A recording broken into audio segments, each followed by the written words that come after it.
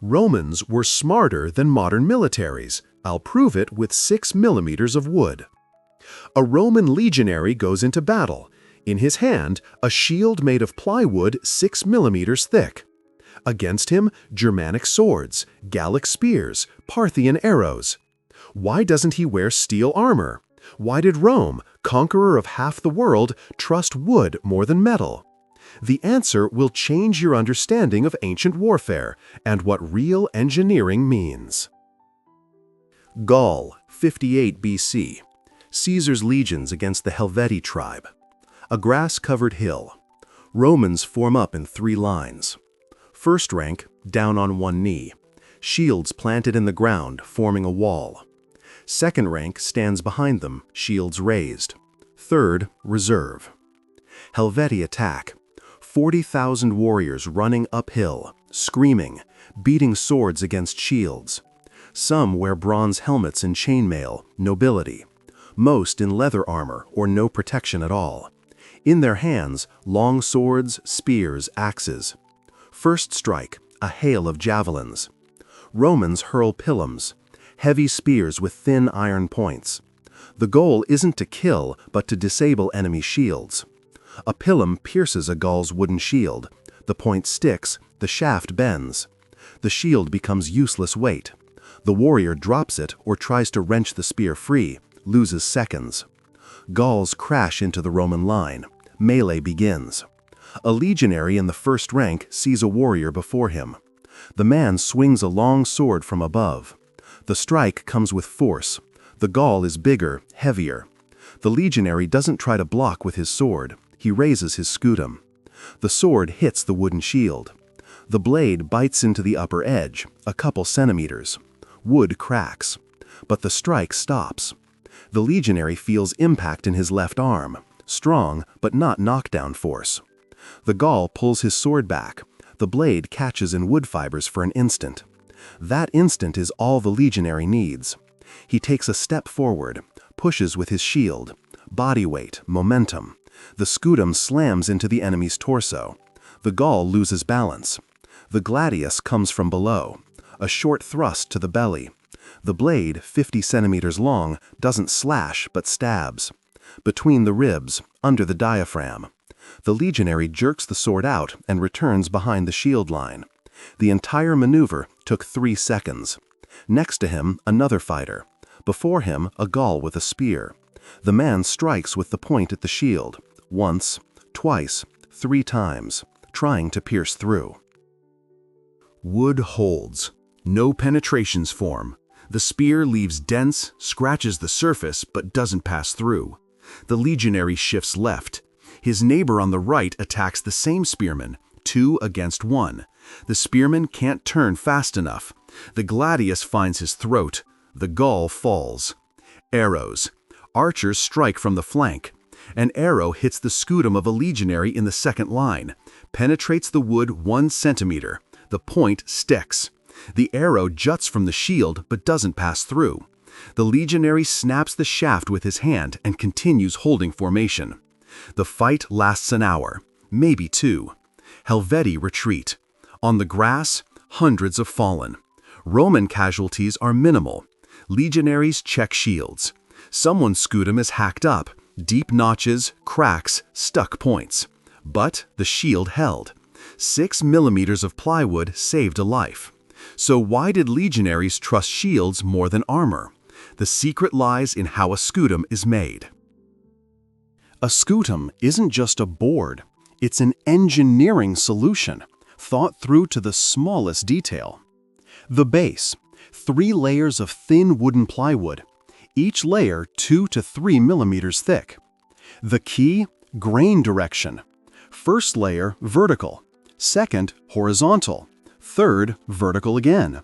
Layers glued with animal glue under pressure. Archaeologists found scutum fragments in the bogs of Germania and Britain. Dura Europos in Syria, an almost complete shield survived there. Analysis showed they used birch, poplar, willow. Light woods available throughout the empire. Total thickness 6 to 10 millimeters, less than a centimeter. But this construction works like a modern composite material. Perpendicular layers prevent the shield from splitting along grain lines. A strike in one direction meets resistance from fibers in the other layer. The surface was covered with canvas and leather. Leather protected wood from moisture and added strength. The scudum's shape, curved. Not a flat board, but a cylindrical segment. The shield wraps around the legionary's body. This curvature is critical.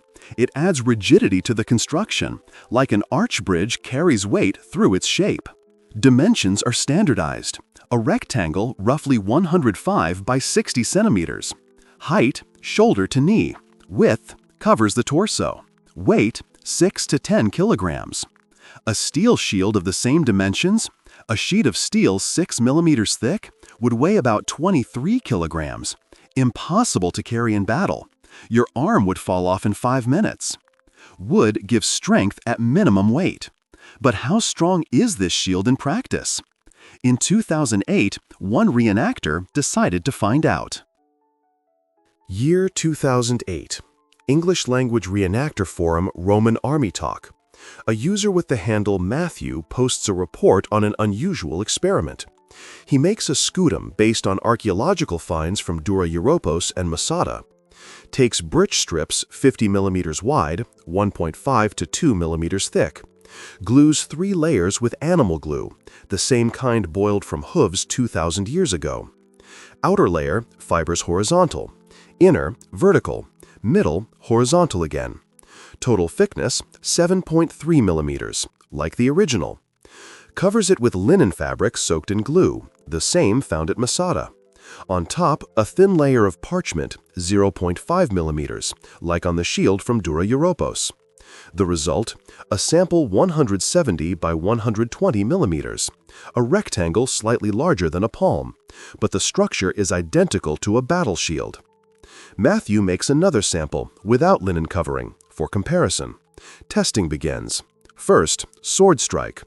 Matthew takes a Roman gladius, reproduction, but weight and balance like the original. Strikes the sample without covering, hard.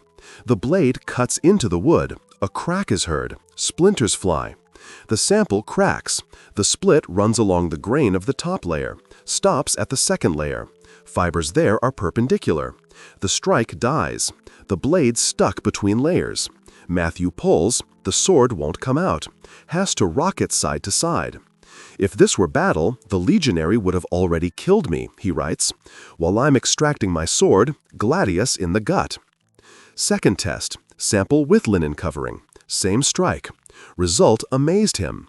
The blade entered the wood a couple millimeters and stuck. Linen fabric soaked in glue worked as additional shock absorber. The strike dispersed across the surface. The sample remained intact. Small dent, scratch. That's all. Linen does much more than it seems, Matthew concludes. Third test, spear. Strike with the point. Without covering, spear penetrates 1 centimeter. With covering, less. Sticks between layers. Fourth test, arrow. Matthew shoots from a bow at 20 meters. The point hits the shield. Enters a few millimeters. Sticks. Doesn't pass through. Problem only with Parthian composite bows. They pierced Roman shields at Carrhae, but that's an exception. Parthian arrows were heavy, bows powerful. Most of Rome's enemies didn't have these. Matthew publishes photos, hacked samples, stuck points. Splits stopped by perpendicular fibers. Comments explode. Reenactors write, "Now it's clear why Romans conquered half the world." Someone adds, "Multi-layer structure works like a trap. First layer starts splitting. Second stops the split. Third holds the construction." Romans invented composite 2,000 years before modern engineers. Worth noting, the scudum didn't just hold strikes. It was part of a deadly machine. Stop. You just heard about construction and tests. Here's what few understand. The scudum wasn't just defense, it was a weapon. The scudum was the foundation of all Roman tactics. Without shields, a legion turned into a mob. With shields, an impenetrable wall. Basic formation, testudo, tortoise. Legionaries in the first rank hold shields before them. Second rank raises shields over the heads of the first. Third, over the heads of the second. Sides are also closed with shields. The result is a box of wood and leather. From inside, it looks like a roof. Shields overlap like roof tiles, almost no gaps. Arrows hit the surface and bounce off, or stick. Legionaries inside are safe. Josephus describes the siege of Jerusalem. Romans build testudo and approach the walls under fire. City defenders drop stones, pour boiling water, shoot from bows. The tortoise holds. Legionaries reach the gates and start battering them without leaving shield cover. But testudo is defense. For attack, a different formation is needed. Legionaries line up, 3 ranks deep. First rank, shields planted in the ground, forms a solid wall. Second rank stands behind the first, shields raised, covering the heads of those in front. Third, reserve. This wall moves, slowly, methodically, step by step. Shields are closed so tightly you can't slide a blade between them. The enemy sees before him a wooden barrier with swords jetting from it.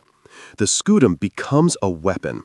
A legionary in the first line doesn't wait for a strike. He attacks with his shield, makes a sharp step forward and strikes with the entire surface into the opponent. Shield weight, 8 kilograms, plus body momentum. Strike to the torso knocks the enemy down or throws him back. Opponent loses balance, lowers his weapon. In that second, the gladius comes from below. Short strike, between ribs, into the belly, into the throat. The legionary doesn't swing, he stabs. Blade enters and exits in an instant. Fighter steps back behind the shield line. Next legionary repeats the maneuver. This is a death conveyor. Shield push, sword strike, step back. Again and again. Enemies fall one after another. The Roman line doesn't stop. The short gladius seems weak compared to Gallic longswords, but in tight formation, long weapons are useless. No room for swings. The gladius is created for fighting behind a shield. The legionary extends his arm a few centimeters, stabs, and returns the sword. The shield protects him the entire time. Polybius describes Spanish mercenaries who first encountered Romans. Spaniards were used to duels, wide swings, slashing strikes. Romans methodically stabbed them from behind a wall of shields. Spaniards didn't understand how to fight this. Their swords stuck in shields, and gladiuses found unprotected spots again and again. Roman tactics are built around the shield, not around the sword, not around armor. The scutum is the center of the system. A legionary without a shield is defenseless. With a shield, he's part of an unbreakable machine. This machine conquered half the world. Meanwhile, the main question remains: why didn't Romans protect the whole body with armor? Why did they rely on wood? The answer lies in cold calculation of war economics. Typical legionary of the 1st century. On his chest, chainmail, lorica hamata, thousands of iron rings woven by hand. Costs 100 denarii, almost half a year's salary. On his head, helmet with neck protection. On his thighs, leather skirt, groin protection. That's it, no more protection. Arms exposed from the shoulder, legs exposed from the knee. Belly covered by mail, but gaps on the sides. Why didn't they wear full armor? 3 reasons. First, money. Chainmail takes months of a blacksmith's work. Each ring forged, riveted, connected to others. Thousands of rings by hand. Costs half a year's salary. Lorica segmentata, plate armor, even more expensive, 150 denarii. Rome maintained hundreds of thousands of legionaries. Dress everyone in full armor, colossal expenses. Full plate suit of a medieval knight cost like a new car, only for the wealthiest elite. Second reason, weight. A legionary marches 30 kilometers per day. He's already carrying 40 kilograms, weapons, shield, tools, provisions, tent. Add full armor, another 25. The soldier won't reach the battlefield. Third, heat. Italy, Spain, Africa, Egypt, Syria. Summer over 100 degrees in the sun. In full iron, you'll cook. Heat stroke will kill you faster than the enemy. So Romans protected the main things: chest, back, head, groin. Everything else, courtesy of the shield. Arms exposed, but behind the scutum. Legs exposed, but first rank is kneeling, shields cover shins. Scutum is man height, neck to knees. Roman philosophy, minimum armor, maximum mobility. Protection comes not from steel on the body, but wood in the hand. Worth noting, modern body armor, class 3A, costs $800. Protects chest and back, weighs 4 kilograms, arms exposed, sides exposed, legs exposed. Roman scutum protected the whole body, neck to knees, weighed 8 kilograms, cost 5 denarii, roughly $50 converted. You could hit enemies with it. 2,000 years passed. Soldiers still aren't fully protected because war economics hasn't changed. Now logistics. Battle ended. Legionaries check equipment. Every other man's shield is hacked up. Deep notches, cracks, stuck points. Half the scutums are unusable. Tomorrow, new march. In a week, new battle. Shields are needed now. Centurion gives the order. Carpenters set up a field workshop. Brought boards from the nearest forest. Birch, poplar, willow, grows everywhere. Cut, glued in layers, covered with leather. In 3 days, shields are ready. Legion is combat ready again. Try that with armor. A legionary took an axe blow to the chest. Lorica segmentata cracked, plate bent. Need a blacksmith, need a forge, need hours of work. If the plate is pierced through, armor is dead. A new one costs 150 denarii and takes weeks to make. Wood is repaired on the spot. Iron requires a workshop and time. Scale. Rome maintains 150,000 legionaries, plus the same number of auxiliary troops. Empire's borders from Britain to Syria. Legions fight constantly. Wood grows everywhere. Gaul, solid forests. Germania, thickets to the horizon. Legions make shields on site. No need to ship from Rome. Iron is mined in specific places. Ore must be transported thousands of kilometers. Smelted with tons of charcoal. Forged for months. There's enough iron for swords, helmets, armor. For mass production of armor for the entire army, there simply isn't enough. Rome chose a strategy. Armor protects the main thing, chest and head. Shield protects everything else. You wear armor for years. You replace shields after battle. Scutum is 10 to 20 times cheaper than chainmail. Lost a shield? Bought a new one without going broke. Lost armor? Catastrophe.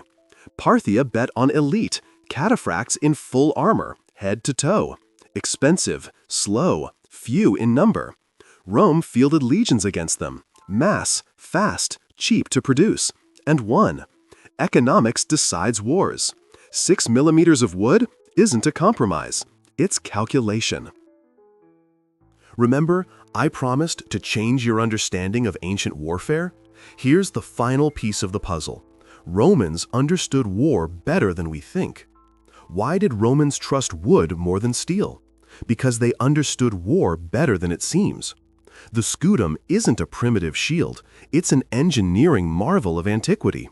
3 layers of plywood glued perpendicularly work like modern composite, absorb strikes through deformation, stop arrows between fibers, weigh 3 times less than a steel shield, made in a week instead of months, repaired in field conditions, cost 20 times less than armor. Roman tactics turned this wood into a weapon. Legionaries built a wall of scutums, impenetrable, mobile, deadly.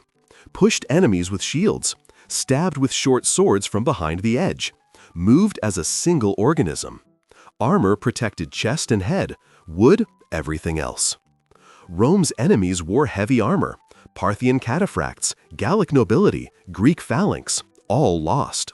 Not because Romans had better steel, but because Rome chose efficiency over luxury, mass over elite, calculation over swagger.